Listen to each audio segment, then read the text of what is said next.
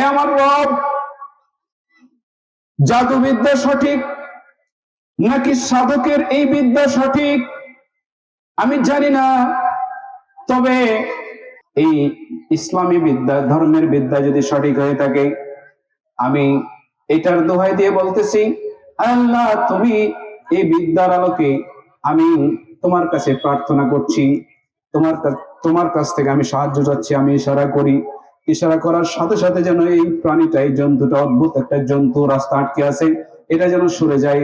ইশারা করার সাথে সাথে, এই কথা বলার সাথে সাথে ওই জন্তুটা দূরে সরে গেছে। বলেন সুবহানাল্লাহ, দূরে সরে গেছে। প্রশংসা সবই কেবল তোমারই, প্রশংসা সবই কেবল তোমারই, রব্বুল আলামিন। দয়ালু মেহেরবান করুণা অফুরান, দয়ালু মেহেরবান করুণা অফুরান, আর কেউ নয় তুমি মালিক শেষ বিচারের দিন, শেষ বিচারের দিন। প্রশংসা সবই কেবল তোমারই, প্রশংসা সবই কেবল তোমারই, রব্বুল আলামিন। দয়ালু মেহেরবান করুণা অফুরান, দয়ালু মেহেরবান করুণা অফুরান, আর কেউ নয় তুমি মালিক শেষ বিচারের দিন, শেষ বিচারের দিন। কেবল তোমারই করি ইবাদত, কেবল তোমারই চাই নিয়ামত, কেবল তোমারই করি ইবাদত, কেবল তোমারই চাই নিয়ামত। দাও দিশা দাও সরল পথের, দাও দিশা দাও সরল পথের, সিরাত মুস্তাকিম, সিরাত মুস্তাকিম। যাদের উপরে করেছ রহমত, পেয়েছে তোমার অশেষ মুহাব্বত, যাদের উপরে করেছ রহমত, পেয়েছে তোমার অশেষ মুহাব্বত, তাদের সে পথ দাও আমাদের, তাদের সে পথ দাও আমাদের, দাও গো তোমার দিন, দাও গো তোমার দিন। প্রশংসা সবই কেবল তোমারই, প্রশংসা সবই কেবল তোমারই, রব্বুল আলামিন। দয়ালু মেহেরবান করুণা অফুরান, দয়ালু মেহেরবান করুণা অফুরান, আর কেউ নয় তুমি মালিক শেষ বিচারের দিন, শেষ বিচারের দিন।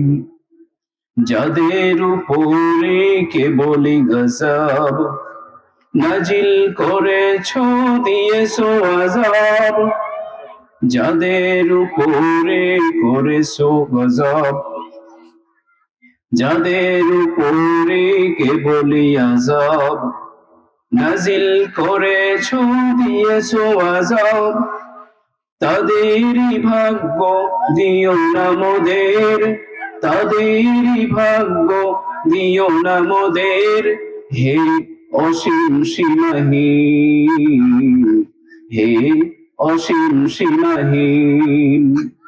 প্রশংসা সবই কেবল তোমারই, প্রশংসা সবই কেবল তোমারই, রব্বুল আলামিন, দয়ালু মেহেরবান করুণা অফুরান, দয়ালু মেহেরবান করুণা অফুরান, আর কেউ নয় তুমি মালিক শেষ বিচারের দিন, শেষ বিচারের দিন। সকল প্রশংসা, যাবতীয় গুণগান সেই আল্লাহ সুবহানাহু ওয়া তাআলার জন্য। প্রশংসা সূচক যে একটি হামদে বারি তাআলা, সূরা ফাতিহার পুরো তরজমা এই গজলের মধ্যে আমরা এই হামদের মধ্যে প্রকাশ করলাম। সম্মানিত উপস্থিতি, আমি তেলাওয়াত করেছি সূরা বুরুজ। সূরা বুরুজের সবগুলো আয়াত আমি পড়বো না, সবগুলো আয়াতের তাফসীর ওইভাবে করার সুযোগ পাবো না। এখানে আসহাবুল উখদুদ, কুতিলা আসহাবুল উখদুদ, এই যে আয়াত আছে একটা আসহাবুল উখদুদ, এটা হচ্ছে এমন একটা গোষ্ঠীর কথা এখানে বলছে যে গোষ্ঠীটা আল্লাহ তাআলা সেই প্রিয় বান্দাদের সাথে কি আচরণ করেছিল, এবং এই ঘটনাগুলো থেকে চরম শিক্ষা রয়েছে। উম্মতে মুহাম্মাদের চরম একটা শিক্ষা রয়েছে, খুব সুন্দর একটা আমাদের চলার পথের অনুপ্রেরণা হিসেবে এই পূর্ব যুগের সেই ঘটনাগুলো আমাদের প্রিয় নবী হযরত মুহাম্মদ রাসূলুল্লাহ সাল্লাল্লাহু আলাইহি ওয়াসাল্লাম তার মাধ্যমে এই কোরআন মাজিদে সেই ঘটনাগুলো রিকর্ড করে দিয়েছেন। সুবহানাল্লাহ বলেন। আমরা জানি আসহাবে কাহাফের ঘটনা, আমরা জানি এরকম অনেক কিছু ঘটনা, আদ সামুদ জাতির ঘটনা, বনী ইসরাইলের অনেকের ঘটনা। আজকে আসহাবুল উখদুদের একটা তাফসীর আপনাদের শোনাই। এই তাফসীরের মধ্যে আমাদের দেশে যে অস্থিরতা কাজ করতেছে, কিসের জন্য রক্ত দিবেন, কোন পথে রক্ত দিবেন, সেটার শিক্ষা পাবেন। কোন মানুষের রক্ত এই জমিনে প্রবাহিত হওয়ার পরেও ওই আদর্শকে মুছে দেওয়া যায় না, বরং সেই রক্তের যেখানে দাগ পড়ে যায় ওই মাটি থেকে, ওই এলাকা থেকে, ওই জনগোষ্ঠীর মধ্য থেকে সেই ইসলামের চারা আরো নতুন করে গজাতে থাকে। বলুন সুবহানাল্লাহ বলেন। এরকম একটা ঘটনা আপনাদের এখানে উপস্থাপন করব, খুব ভালো করে খেয়াল করুন। ঈসা আলাইহিস সালামকে আপনারা নাম শুনেছেন, তার ঘটনা জানেন। ঈসা আলাইহিস সালামের পরবর্তীতে এক রাজা, এই হাদিসটা মুসলিম শরীফের হাদিস 2299 নম্বর হাদিস, আহমদে হাদিসটা এসেছে। তো ইমাম আহমদ রাহিমাহুল্লাহ সুহাইব রাদিয়াল্লাহু তাআলা আনহুর বরাতে বর্ণনা এসেছেন, রাসূল করিম সাল্লাল্লাহু আলাইহি সাল্লাম বলছেন যে পূর্ব যুগে এক বাদশাহ ছিল, যে বাদশাহ কি করলো, তার একটা জাদুকর ছিল। আগের যুগে রাজা জাদুকর রাখতো, dream of explainer of dream, স্বপ্নের ব্যাখ্যাকারী রাখতো, আরো বিভিন্ন ধরনের রাখতো। তারপরে হেকিমি চিকিৎসক রাখতো, কবিরাজি চিকিৎসক রাখতো, আরো বিভিন্ন ধরনের জিনিস তারা পুষে ফেলে রাখতো। তো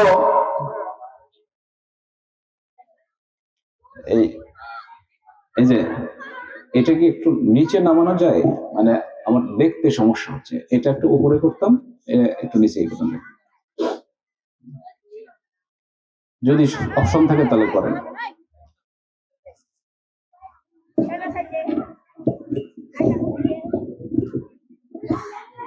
সম্মানিত উপস্থিতি,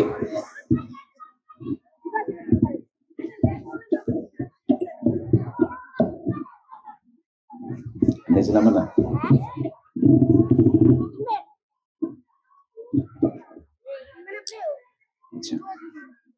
পুরা এখানে সব ঢেকে গেছে, মানে চোখে দেখা যায় না, চোখে পড়তেছে এটা।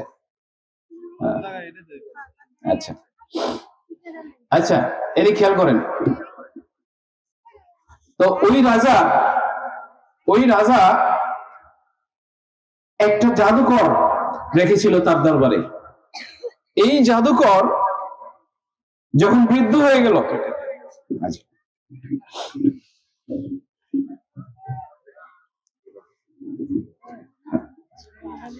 জাদুকর যখন বৃদ্ধ হয়ে গেল, জাদুকর বলল রাজাকে যে আমার যে জাদু বিদ্যা আছে, এই বিদ্যাটা একটু ট্রান্সফার করে আমি যদি মরতে পারি, আর কাউকে যদি এরকম জাদু বিদ্যায় পারদর্শী করে রেখে দিতে পারি, তাহলে এই চর্চাটা অব্যাহত থাকবে, আপনার উপকার হবে।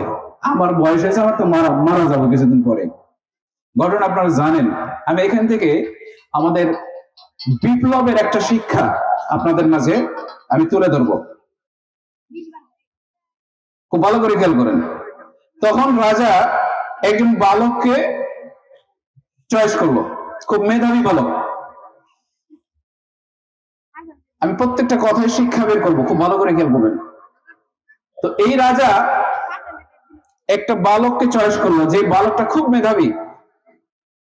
তো এই মেধাবী বালকটাকে চয়েস করে বলল যে তুমি প্রতিদিন তোমার আব্বু আমার কাছ থেকে আমার দরবারে আসবা, এই রাজপ্রাসাদে এই যে আমার যে নির্ধারিত সেই জাদুঘর, জাদুবিদ্যায় পারদর্শী এই মুরব্বীর কাছে এসে তুমি জাদু বিদ্যাটা শিখে যাবা। তো ভালো কথা, রাজা যখন ডাকছে, এরকম জাদুবিদ্যার স্কুলে যদি পড়ার সুযোগ হয় তাহলে তো ভালোই হয়। এখন আমাদের যুবকদের যদি এটা বলি, তাহলে তারাও খুব খুশি হয়ে যাবো। জাদু যদি শিখতে পারি, তাহলে কত যে মায়া মানুষকে পড়াইতে পারবো ওই জাদু দিয়ে, কে কত মেয়েদেরকে যে আমি নাচাইতে পারবো, কত মানুষের ঘর যে ভাঙতে পারবো, আমার শত্রু যেগুলো আছে, কে এই সুযোগ আমাদের মুসলমানদের মধ্যেও হাতে নেবে, এটা কাজে লাগাবে। লাগাবে কি লাগবে না? এটা কি সুযোগ নেবে না অনেকেই? এখানে একটা হাদিস বলে দিই। রাসূল সাল্লাল্লাহু আলাইহি ওয়াসাল্লাম বলছেন, মান আতা ইলা কাহিনী, যে কাহিনের কাছে আসে, জাদুবিদ্যা যে জানে, গণক, এই সমস্ত কুফরি কালাম, কুফরি বিদ্যায় যাদের পারদর্শিতা, তাদের কাছে যে সত্য মনে করে ইলমে কালামের জন্য আসে, সেটা স্বীকার করে, বিশ্বাস করে, ফাকাদ কাফার, আল্লাহ রাসূল সাল্লাল্লাহু আলাইহি ওয়াসাল্লাম বলেছে সে কুফরি করেছে, নাউযুবিল্লাহ মিন যালিক, সে কাফির হয়ে যায়। প্রিয় উপস্থিতি, জাদুবিদ্যা, এই গণক যারা আছে, পীর ফকির, এদের আকীদা একেবারে কুফরি আকীদা। অনেক কিছু আপনাকে করে দেবে, ভেলকিবাজি দেখাবে, সব কুফরি বিদ্যা।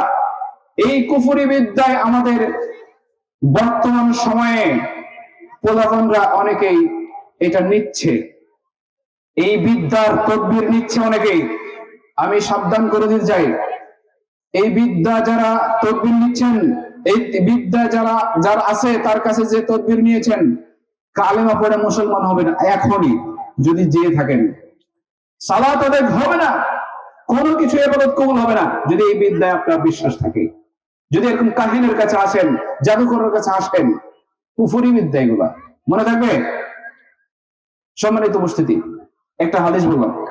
এরপরে আসেন, এই বালক তো ছোট্ট বালক, কোনটা কুফরি কোনটা কি এটা তো বোঝে না। রাজা যখন ডাকছে তখন লুফে নিছে সুযোগ, ঠিক আছে। এইভাবে প্রত্যেকদিন রুটিন অনুযায়ী যেভাবে আমাদের বাচ্চারা ছোটবেলায় এই যে স্কুলে যায়, মর্নিং স্কুলে যায়, কেজি স্কুলে যায়, মক্তবে যায়, এইভাবে ছোট বালক ওই রাজার সেই মুরব্বী জাদুকরের কাছে জাদুবিদ্যা শিখতে যাওয়া আসা শুরু করে দিল। একদিন দুই দিন এভাবে যাওয়া আসা শুরু করে দেয়। রাস্তা দিয়ে যাই, যে রাস্তা দিয়ে যাই, সে রাস্তায় পাশে একটা উপাসনালয় ছিল, একটা ছোট্ট একটা কুঁড়ে ঘরের মতো ছিল। সেখানে একজন সুফি সাধক মানুষ ছিল, যে আল্লাহর প্রিয় বান্দা, আল্লাহর ইবাদতে মগ্ন থাকতেন, আল্লাহর ইবাদতে মগ্ন থাকতেন। এবং মাঝে মধ্যে রাস্তার লোকজনকে ধরে ধরে নসিহত করতেন, ওয়াজ করতেন, সঠিক দিনের দিশা দিতেন। বলেন সুবহানাল্লাহ। এই দায়িত্বটা আমাদেরকেও পালন করা উচিত। শুধু ইবাদত করলে হবে না, ওই সাধক ব্যক্তি নির্দিষ্ট সময়ের মধ্যে ইবাদত করতেন, পাশাপাশি মানুষের মাঝে সঠিক দিনের দিশা দিতেন, লোকজনকে ধরে ধরে বসাতেন। একদিন ওই বালককে পেয়ে গেছে, বালক তুমি প্রতিদিন কোথায় যাও? তখন বলতেছে আমাকে রাজা নির্ধারিত করে দিয়েছে এই জ্ঞান শেখার জন্য, জাদুবিদ্যা শিখতে যাই, প্রতিদিন এই রাস্তা দিয়ে যাওয়া আসা করি। এই সাধক বলল, ও বালক তুমি একটা কাজ করো, এই কাজটা হচ্ছে তুমি ওখানে যাও, পাশাপাশি এই রাস্তা দিয়ে যখন যাবে তখন আমার কাছে একটু সময় দিও, তোমাকে আমি একটা বিদ্যা শিক্ষা দেব, যেটা জাদুকরের চাইতেও খুব শক্তিশালী একটা বিদ্যা। বলেন সুবহানাল্লাহ। খুব শক্তিশালী একটা বিদ্যা। এবার বালকের আরো কৌতূহল জেগে গেল যে এইটা আবার কোন বিদ্যা? আমরা তো ভাবছি রাজা যেটা শিখতে বলছে জাদুকর বিদ্যা সেটাই বিশাল, তো এটা আবার কোন বিদ্যা? এইভাবে ওই রাস্তা দিয়ে যাওয়া আসার সময় অল্প একটু সময় বের করে নিল যে ওই সাধকের উপাসনালয়ে ওই কুড়ে ঘরে কিছু দিন শিক্ষা, দিনের আলো নেওয়া শুরু করে দিল। সুবহানাল্লাহ বলেন। ছোট্ট বালক যারা আছো, এইদিকে খেয়াল করো, ছোট্ট বালক যারা আছো খেয়াল করো, দ্বীনের ইলম শিক্ষা করা তোমাদের কতটুকু গুরুত্ব দিতে হবে, এখানে তোমাদের একটা শিক্ষা আছে। জাদুকরি বিদ্যা ওইখানে শিখতে যাওয়ার পাশাপাশি যখন একজন ভালো আলেম মানুষ বলল যে বাবারে আসো একটু ইসলামের শিক্ষা শিখো, এই ছোট্ট বালকটার মাথায় এটা ঢুকে গেল, তোমাদেরকেও ইসলামের শিক্ষাটা শেখার জন্য একটু সময় বের করতে হবে কি হবে না? চিৎকার দেবেন, হবে না? হবে। আল্লাহ কবুল করুন, আমিন। স্কুলে যাও, কলেজে যাও, কেজিতে যাও, মর্নিং স্কুল, এই সেই প্রাইভেট যেটাতে যাও না কেন, যখন তোমাদের জামানার যারা সাধক আলেম মানুষ ওলামায়ে কেরাম যখন বলবে আজকে তোমাদেরকে বলে যাচ্ছি এই যে আমরা মসজিদে মক্তব চালু করেছি, তোমরা যে যাই শিখো না কেন মক্তবে প্রথম সেই দিনের শুরুতে তোমরা একটু দিনের জ্ঞান, ধর্মের জ্ঞান এটা তোমরা শিখে যাও। গুরুত্ব তোমরা দিবা কি দিবা না ওই বালকের মতো? তোমাদেরকে এই গল্প শোনাচ্ছি, খুব ভালো করে খেয়াল করো। এই বালক কত পাওয়ারফুল বালক হয়েছিল, এই গল্প শুনবো তো ইনশাল্লাহ। খুব পাওয়ারফুল হয়েছিল। কিভাবে? খুব ভালো করে খেয়াল করো, খুব মজার ঘটনা। তোমরা তো শুধু ভূতের গল্প শোনো, সিনেমা দেখো, নাটক দেখো, এগুলা ভুয়া, মিথ্যা, এগুলা শিরক কুফর, এগুলা এই বিদ্যার মধ্যে আছে, এগুলার মধ্যে আছে, এই সিনেমার মধ্যে না, হারাম। প্রিয় উপস্থিতি, এই বালকটি কি করলো, পর্যায়ক্রমে ওই সাধকের কাছেও এলেম নেওয়া শুরু করলো। আর ওইদিকে এই এলেমটা নেওয়ার কারণে এই 2-4-10 মিনিট যখন বসে তখন ওই জাদুকর বলে যে কি ব্যাপার, আজকে তোমার আসতে দেরি হলো কেন ক্লাস টাইমে? তখন হতচকিত হয়ে গেল, চিন্তা পড়ে গেল কি জবাব দিব। সাধককে এসে বললো যে আমাকে তো এদিক থেকে যখন আমি সাধক ওই ইয়ার কাছে যাই, জাদুঘরের কাছে যাই, তখন সে যখন কৈফিয়ত তলব করে দেরি কেন হলো ক্লাস টাইম, তখন আমি কি বলবো? আর এদিকে যখন আমি মায়ের কাছে দেরি হয়ে যায় যেতে, তখন মা বলে যে তোমার দেরি কেন হলো, তোমার তো স্কুল ছুটি হয় এতটার সময়, তোমার কেন দেরি হলো আজকে বাসায় আসতে? মা বোনদেরকে একটু শিক্ষা দিয়ে দিই, আপনাদের বাচ্চারা স্কুল, কলেজ, প্রাইভেট, কোচিং, টিউশনি এইগুলা থেকে আপনি টাইম টু টাইম হিসাব নেবেন, যেটা বালকের মা হিসাব নিয়েছিল। চিৎকার দিবেন সুবহানাল্লাহ। এই শিক্ষাটা এখানে আছে, বালকের মা হিসাব নিত। এই সতর্ক সচেতনতা মা বোনদের থাকতে হবে, গার্জিয়ানদের থাকতে হবে। এই পরিবার থেকে ওই বালকের মতো ট্যালেন্ট একটা বালক আপনি উপহার দিতে পারবেন, সন্তান উপহার দিতে পারবেন, আগামী প্রজন্ম বিশ্ব নেতৃত্ব দেওয়ার মতন সেই প্রজন্ম গড়ে আল্লাহ তাআলা উপহার দিবেন, বলুন আমিন। তাহলে খবর নিতে হবে। মা বোনদেরকে এখানে শিক্ষা একটা, সাধক বলে দিলেন ওই বালককে, বাবারে একটা কাজ করো, তুমি যখন এখান থেকে গিয়ে ওই জাদুবিদ্যা যে জানে তার কাছে যখন যাইবা, তখন বলবা যে আমি মার কাছ থেকে এসেছি, আসলে ওদিক থেকে আস্তে আস্তে আমার দেরি হয়েছে। আর এখান থেকে যখন তুমি মায়ের বাড়িতে যাবা, নিজের বাড়িতে যাবা, তখন তোমার মা যখন বলবে কৈফিয়ত তলব করবে দেরি কেন হলো, তখন বলবা কি যে আমার ওই জাদুবিদ্যা শিখতে গেছি তো ওখানে আসলে একটু দেরি হয়েছে। মাঝখানে যে আমি তোমাকে যে একটা বিদ্যা দিচ্ছি এটা গোপন রাখো, কারণ এই বিদ্যাটা, ইসলামের এই বিদ্যাটা তখন নিষিদ্ধ। তখন রাজা শুনতে পারলে একেবারে ফাঁসিতে ঝুলাই দেবে, করাত দিয়ে কেটে টুকরা করে দেবে, এরকম জালেম রাজা। কি সিচুয়েশন, কি কঠিন অবস্থা। এই অবস্থার মধ্যে আল্লাহ তাআলা ইসলামটাকে কিভাবে কায়েম করে দেন, এই ঘটনাটা এখানে আছে, খুব ভালো করে খেয়াল করুন। আমাদের এখন ইসলাম চাই, খেলাফত চাই, ইসলামী বিপ্লব চাই, জিহাদ জিহাদ জিহাদ চাই, জিহাদ করে মরতে চাই, রক্তটাই বালকের মতো তৈরি করেন। তাহলে এই রক্ত যদি বন্যা বয়ে যায় এই মাটিতে, ওই রক্তের বন্যার সেই মাটি থেকে আল্লাহ তাআলা ইসলামের বিপ্লব ঘটাই দিবে ইনশাআল্লাহ, যেটা হয়েছে। সম্মানিত উপস্থিতি, শিক্ষা, মাঝে মধ্যে আমি শিক্ষা দিচ্ছি। এই বুদ্ধি যখন পেয়ে গেল বালকটি, তখন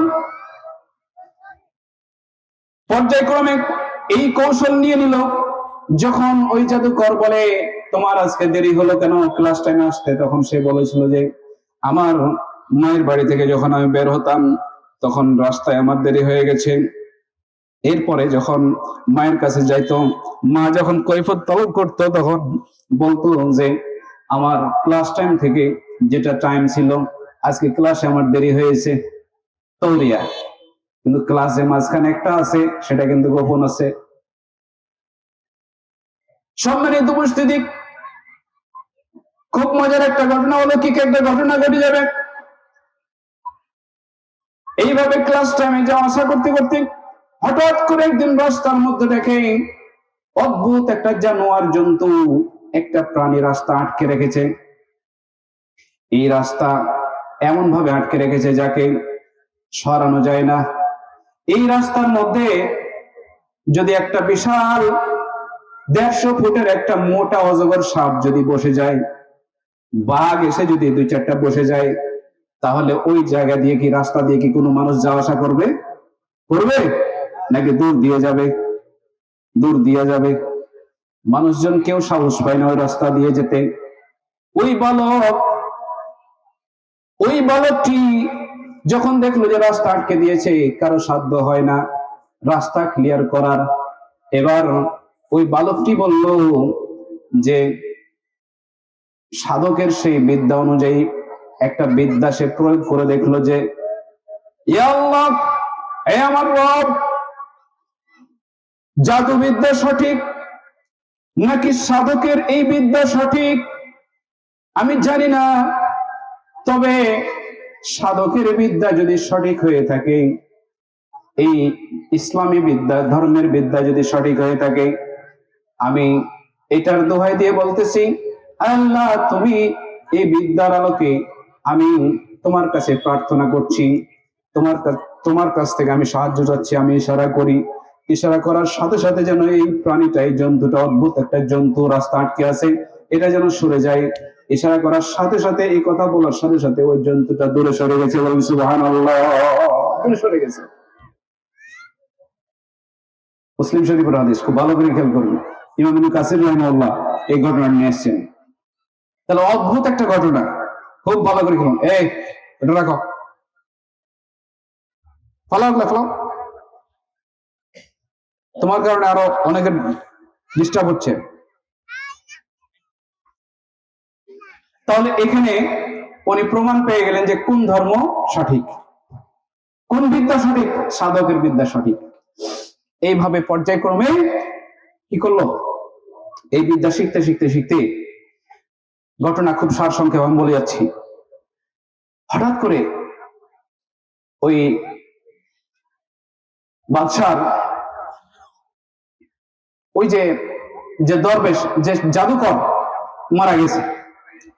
এই মারা যাওয়ার পরে তখন একটা ঘটনা ঘটলো যে ওই বালকটা আস্তে আস্তে বড় হয়েছে, বিদ্যা শিখেছে, দুইটা বিদ্যাই শিখেছে, কিন্তু কোনটা বিদ্যা সঠিক আর কোনটা কুফরি, কোনটা বেঠিক কোনটা বাতিল সেটা উনি বুঝে ফেলেছে।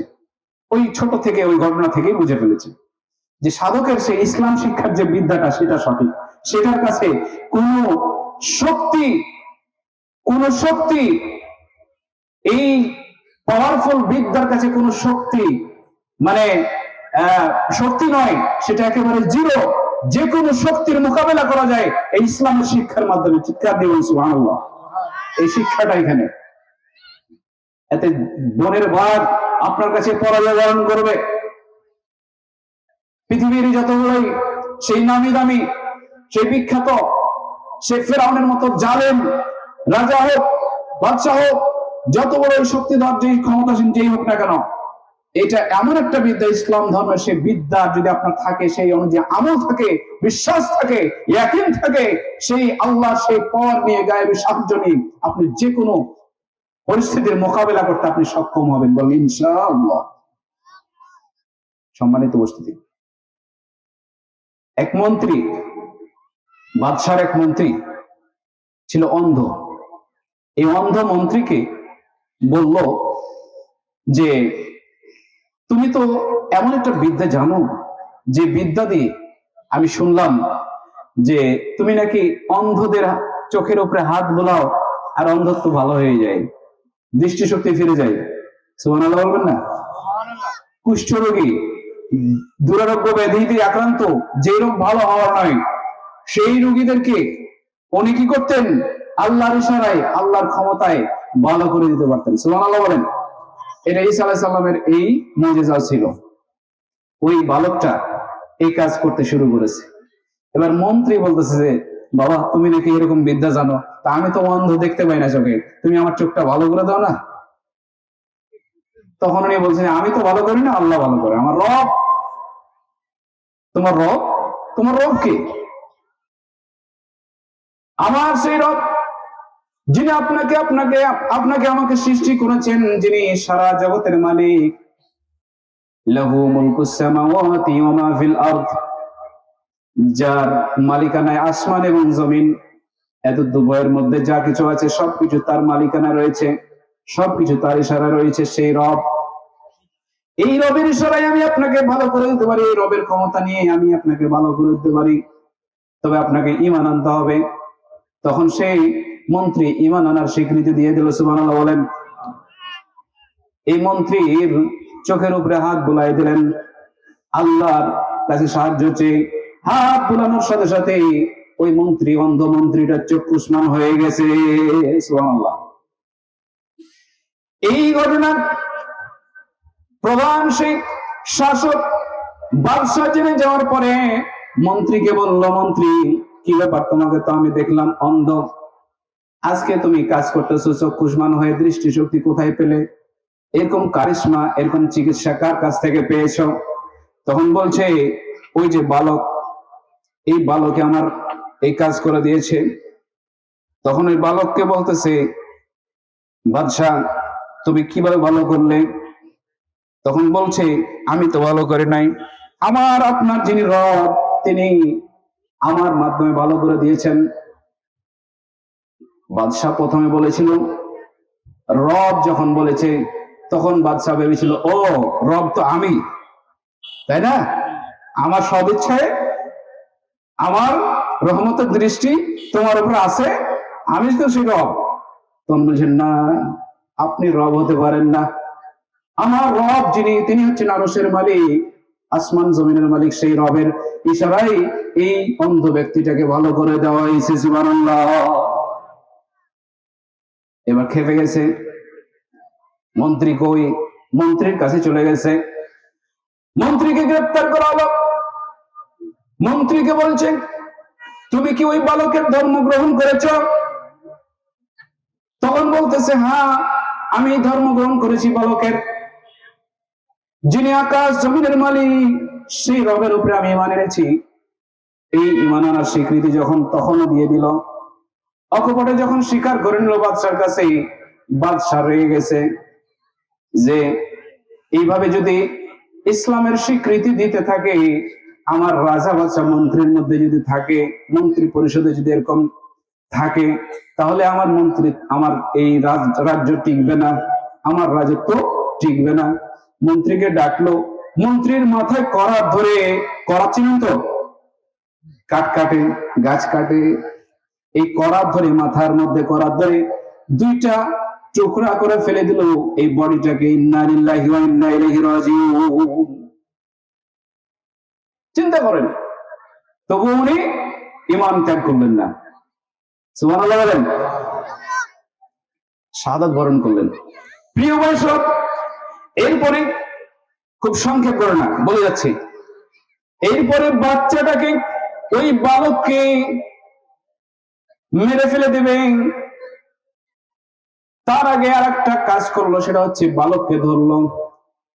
এই তুমি নাকি এরকম বিদ্যা ছড়াই দিতেছ, তুমি নাকি কোথাকার এক আল্লাহর ইবাদতের কথা বলতেছ, এই ধর্ম প্রচার করতেছ, তুমি এই বিদ্যা কার কাছ থেকে পেয়েছো?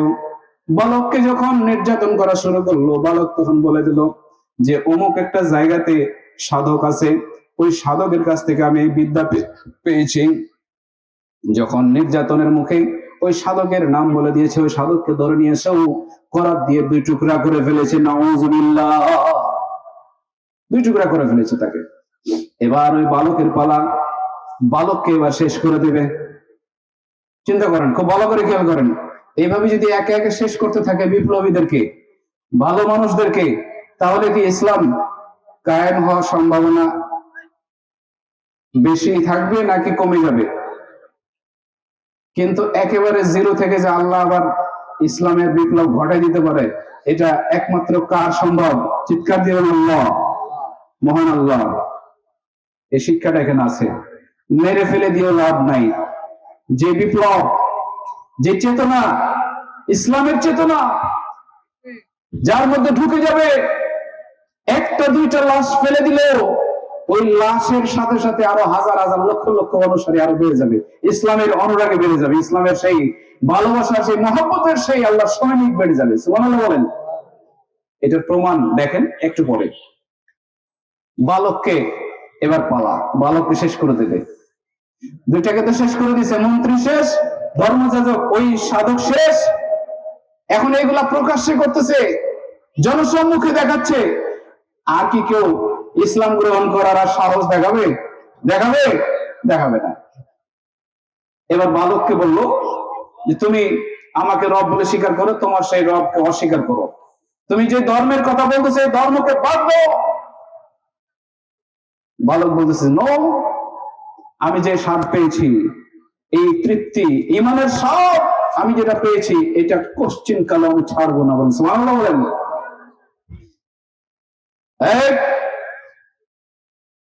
দুইজন সৈনিককে ডাকো। দুইজন সৈনিক আসলো, এসে বলতেছে, রাজামশাই কি করা লাগে বলেন? এই যে বালকটাকে ধরো, ওই পাহাড়ের উঁচা টিলায় উঠিয়ে, বিশাল বড় পাহাড়, সেই পাহাড়ের চূড়ায় উঠাবা, উঠিয়ে ওইখান থেকে এই বালকটাকে ধরে একটা আছাড় দিবা, যাতে জন্মের মতো তার আল্লাহ বলা, তার ইসলাম, তার এই ধর্মের এই প্রচার প্রসার, এটা যেন স্বাদ সে পেয়ে যায়। কি ভয়ঙ্কর অবস্থা না? আল্লাহ তাআলা সাহায্য করবেন কি করবেন না? করবেন। সম্মানিত উপস্থিতি, বালককে যখন পাহাড়ের চূড়ায় যখন ধরে নিয়ে গেল, ওই সৈনিকরা যখন পাহাড়ের চূড়ায় নিয়ে গেল, পাহাড়ের চূড়ায় উঠালো, উঠানোর পরে বিশাল সেই পাহাড়, উঁচু পাহাড় টিলার উপরে নিয়ে যখন নিচের দিকে দেখে, মনে করেন 10 তলা বিল্ডিং এর ছাদের উপরে বা 20 তলা বিল্ডিং এর ছাদের উপরে নিয়ে যখন বলে, এই বালক তুমি ইসলামটাকে বাদ দাও, বাদশার ধর্ম যেটা, রাষ্ট্রের যেটা কালচার, দেশের যেটা কালচার, সেটা তুমি মেনে নাও, এখনো সময় আছে। নয়তো 50 তলা বিল্ডিং মনে করেন এরকম একটা উঁচু পাহাড়ের টিলা থেকে তোমাকে ধরে একটা ছায়া দিল, এখান থেকে তোমাকে যদি ফেলে দেয়, যদি একটা আছাড় দেয়, তাহলে তুমি বাঁচতে পারবে না। তোমাকে এখনো সময় দিচ্ছি, তুমি তোমার সেই রবের সে বিধানকে ত্যাগ করো। উনি বলছেন না, এটা কখনোই হতে পারে না, আমি মরে যাবো সে বলো, কিন্তু আমি আল্লাহর ধর্ম ছেড়ে আমি অন্য কোন ধর্ম আমি গ্রহণ করতে পারবো না। সুবহানাল্লাহ। এবার আল্লাহর দরবারে ফরিয়াদ করেন, রব্বুল আলামিন আমার তো এই সিচুয়েশন তুমি দেখতেছো। এবার আল্লাহ তাআলা তার এই ফরিয়াদ কবুল করে নেওয়ার সাথে সাথে ওই পাহাড়টা এমন ভাবে একটা নাড়া দিয়েছে, এমন ভাবে নড়ে চড়ে বসেছে, এমন ভাবে একটা ঝাঁকি মেরেছে, যে ঝাঁকির মধ্যে ওই বালকটা স্টিল দাঁড়িয়ে রয়েছে, আর অন্য সৈনিকরা সবাই নিচে পড়ে মারা গিয়েছে। সবাই পড়ে গেছে, শুধু বালকটা বেঁচে আছে। রাখে আল্লাহ, মারে কে? এটার প্রমাণ এখনো চিন্তা করেন, ময়মনসিংহ রোডে ওই যে মা, গর্ভবতী মা একটা গাড়ির নিচে চাপা পড়ে গেল, বাবাও গেছে, মাও গেছে, মারা গেছে। 8-9 মাসের বাচ্চাটা পেট ফাইটা বাচ্চাটা দূরে পড়ে গেছে, এই বাচ্চাটা এখনো মনে হয় বেঁচে আছে। সুবহানাল্লাহ বলেন। বাঁচার কথা এগুলা, কিন্তু রাখে আল্লাহ, মারে কে? আর মারে আল্লাহ, রাখে কে? এবার ওই বালক যখন রাজার কাছে চলে গেছে, কিরে ঘটনা কি? তুই তো এখানে চমকে গেছে, তোকে ধরে নিয়ে গেছে, তোর তো মেরে ফেলে দেওয়া দরকার, তোর তো মেরে ফেলে দিছে, আমার তো 7 মিটে গেছে, তুই আবার এখানে চলে এসে, আমার সৈনিকরা কই? ঘটনা এইটা, বুঝতে হয়। আবার সৈনিক ডাকলো, সৈনিকটাকে ডেকে তখন সে ভেবেছিল যে ওই যে জাদুবিদ্যার প্রভাব ছিল, তো তোর মনে হয় পাহাড়ের উপরে জাদুর প্রভাব আছে, তোরে সাগরে ফেলে দিয়ে মারতে হবে। কোথায় ফেলতে হবে? সাগরে। এবার নৌকা ঠিক করছে, এই নৌকাতে উঠেছে, সাগরে ফেলানোর জন্য কি করছে, ওই সৈনিককে নিয়ে বলছে আরে নৌকাতে চড়া, সাগরের মাঝখানে নিয়ে আরে তখন একটা সুযোগ দিস যে ওই আল্লাহর ধর্ম, কোন আল্লাহর দাওয়াত দিতেছে, ওই এক আল্লাহর ধর্ম সে বাদ দিয়ে যেন আমার ধর্ম মানে, আমাকে যেন রব বলে স্বীকার করে। সেই সাগরের কিনার মাঝখানে গিয়ে যখন এই কথা বলেছে, তখনও বলতেছে যে না, এটা সম্ভব নয়, আমি ঈমান ত্যাগ করতে পারবো না। সুবহানাল্লাহ বলেন। যুবক, একটা সুন্দরী মায়া মানুষ পাওয়ার জন্য তুমি কুফরি বিদ্যার কাছে যায়া তুমি তাবিজ করে নিয়ে আসতে পারো, ঈমান তো ওখানে শেষ। রাজনীতিবিদ তোমার ক্ষমতার জন্য কত কুফরি বিদ্যা, কুফরি তুমি রাজনীতি তুমি নিজের মধ্যে নিয়ে নিচ্ছ, ঈমান তোমার শেষ।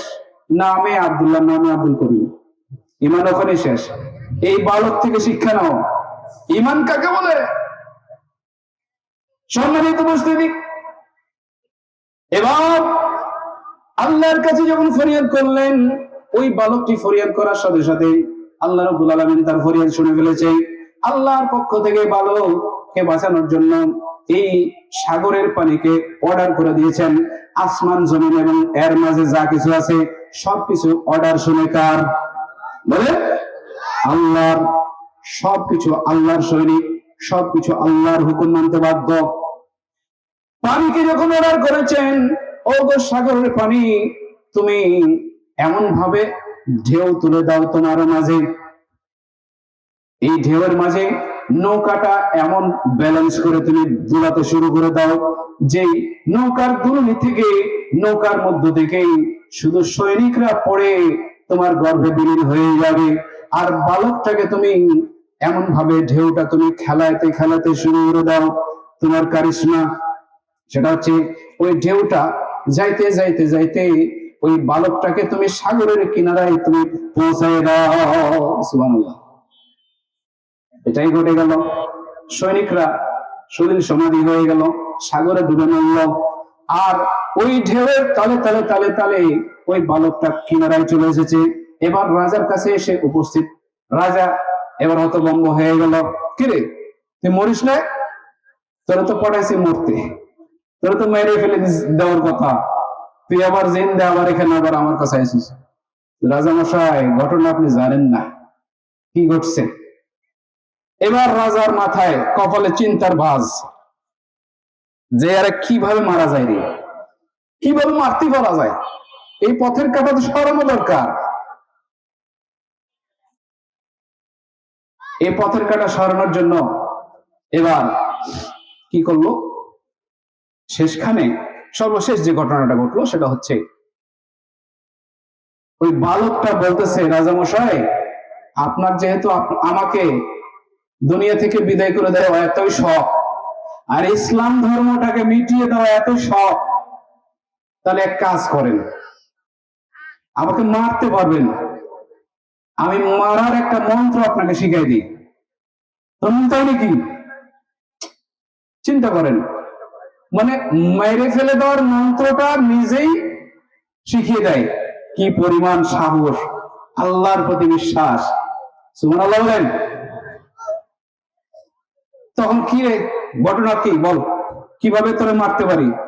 এবার বলতেছে, আপনি এলাকায় আপনার রাজ্যে যত মানুষ আছে একটা ফাঁকা মাঠে সবাইকে উপস্থিত করেন। যে ঠিক আছে, করব। নির্দিষ্ট একটা দিনে সবাইকে উপস্থিত করে আমাকে উঁচু একটা জায়গাতে বেঁধে দেন। ঠিক আছে, বেঁধে দিয়ে আপনাকে তীর ধনুক সংগ্রহ করতে হবে না, যে আমার কাছে তীর ধনুক আছে, এই তুনির থেকে আমার একটা তীর নিয়ে আপনাকে একটা মন্ত্র শিখাই দেবো। এই মন্ত্রটা যদি একটু পড়ে তীরটা নিক্ষেপ করেন, তাহলে আল্লাহ চাইতে আমি মারা যাবো। সুবহানাল্লাহ বলেন। এই কেমন কথা রে বাবা, নিজের মরণের মানে পদ্ধতিটা নিজে দিয়ে দেয়। এর মধ্যে রহস্য আছে।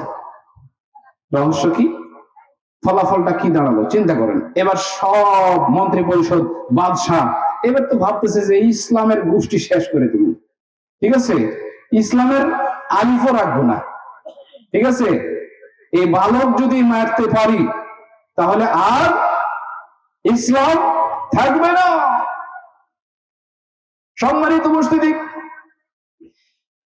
ওই বালক যেভাবে বুদ্ধি দিয়েছে, এলাকার সকল মানুষকে জড়ো করেছে, একটা মাঠের মধ্যে জড়ো করে উঁচু একটা জায়গাতে বেঁধে দিয়েছে।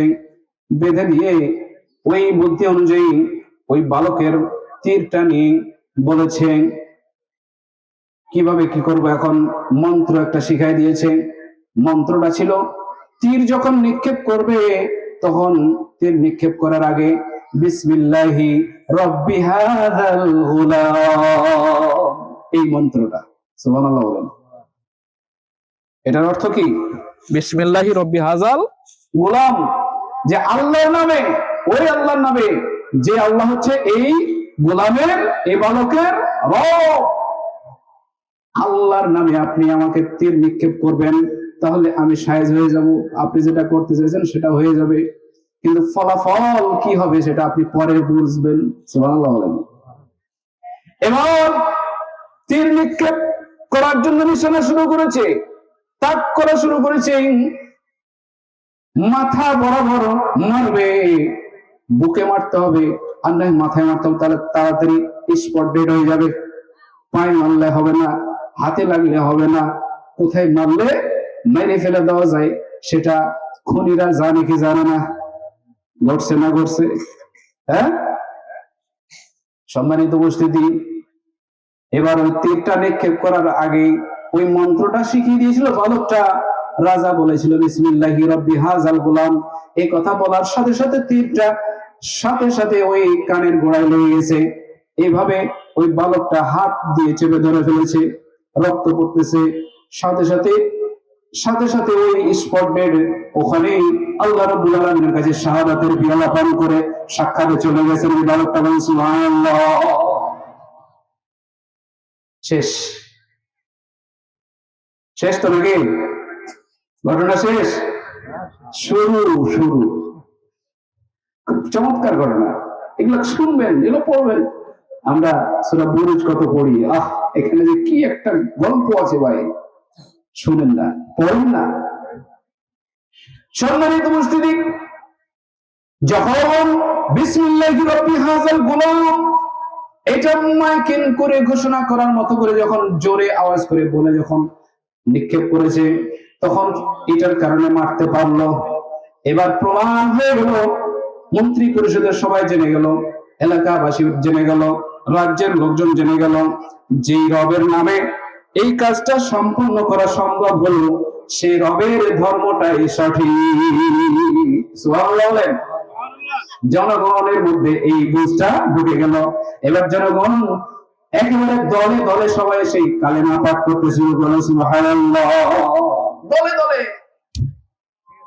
তাহলে মেরে ফেলে দিলে কি শেষ হয় নাকি শুরু হয়? শুরু হয়। আমাদের দেশে মেরে ফেলে দেওয়ার রাজনীতি শুরু হয়েছে, হয়েছে কি হয়েছে না? যত মারবেন তত গজাবে, যত মারবেন তত গজাবে। বলেন ইনশাআল্লাহ। এই অপরাধে কথা শেষ করি 1 মিনিট। যখন সবাই দলে দলে ইসলাম গ্রহণ করা শুরু করলো, রাজা এবার আরো খেপে গেছে, কি করলাম রে, ঘটনা কি হলো, করতেছিলাম কি আর হইলো কি? আগে তো তুই একজন মুসলিম ছিল, ঈমান গ্রহণ করেছিল, এখন তো দেখি দলে দলে সব কালেমা পাঠ করে, সে আল্লাহকে মেনে নেয়।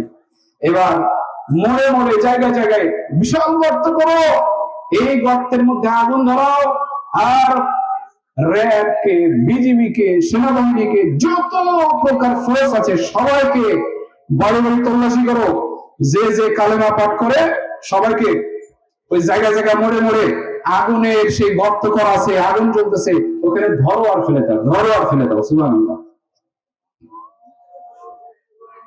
চিন্তা করছেন? এইভাবে সবাইকে ধরে আর ফেলে, ধরে আর ফেলে। আর ঈমান নিয়ে যখন ঝাঁপ দেয়, ঈমান ঘোষণা করে, ঈমানের স্বীকৃতি দিয়ে, কালেমার স্বীকৃতি দিয়ে, আল্লাহর নাম নিয়ে যখন ওই অগ্নিকুণ্ডের মধ্যে ঝাঁপ দেয়, সাথে সাথে আল্লাহ তাআলা সবাইকে, যারা যারা ঝাঁপ দিয়েছে, যাদেরকে ফালানো হয়েছিল, নির্যাতনের মধ্যে মারা গেছিল, আল্লাহ তাআলা শহীদ হিসেবে, বিনা বিচারে জান্নাতের সেই ঘোষণা দিয়ে আল্লাহ তাআলা তাদের মেহমান করে নিয়ে চলে গেছেন। সুবহানাল্লাহ। একজন ছোট্ট বালক, ছোট্ট একটা শিশু বাচ্চা, বড় বুঝুন, ওই শিশু বাচ্চার মুখ ফোড়ার কথা ওই বয়সে, ওই শিশু বাচ্চার মুখ ফুটে গেছে। মাকে বলছে, মা আপনি ভয় পাচ্ছেন কেন? আমাকে দেখে আপনার মায়া হচ্ছে যে আপনি মরে গেলে আমার কি হবে? সুবহানাল্লাহ বলেন। ছোট্ট দুধের বাচ্চা, মুখ ফুটে গেছে, বলছে আপনি ঈমানের উপর অটল থেকে আগুনে ঝাঁপ দেন, আপনি আল্লাহর কাছে চলে যান মেহমান হয়ে। সুবহানাল্লাহ বলেন। এরকম ঘটনা ঘটেছে। قتل أصحاب الخدود النار ذات الوقود إذ هم عليها قعود। তারা ওই গর্তের, ওই কাফেররা গর্তের আশেপাশে বসে হাসাহাসি করত, তামাশা দেখতো। এই তামাশা দেখতে দেখতে তাদের শেষ পরিণতি কি হবে? ফি নারি জাহান্নাম খালিদিনা, তাদের জন্য জাহান্নাম চিরস্থায়ী হবে। আর যারা এই দুনিয়ার অশান্তি, এই দুনিয়ার জুলুম স্বীকার করে ঈমানের উপরে অটল থাকবে, ইসলামের বিপ্লব ঘটানোর জন্য অটল থাকবে, তাদের জন্য আল্লাহ রাব্বুল আলামিন ইহকাল পরকালে উভয় জগতে শান্তির বার্তা দিয়েছেন, পুরস্কারের বার্তা দিয়েছেন, জান্নাতের সুসংবাদ দিয়েছেন। আমরা যেন সেরকম ঈমান ধারণ করতে পারি, আল্লাহ যেন আমাদেরকে কবুল করেন, সেরকম ঈমানি জজবা দান করেন। সাল্লাল্লাহু আমিন। আল্লাহ তুমি আমাদের মাহফিলকে কবুল করুন, আল্লাহুম্মা আমিন। আসসালামু আলাইকুম ওয়া রাহমাতুল্লাহি ওয়া বারাকাতুহু।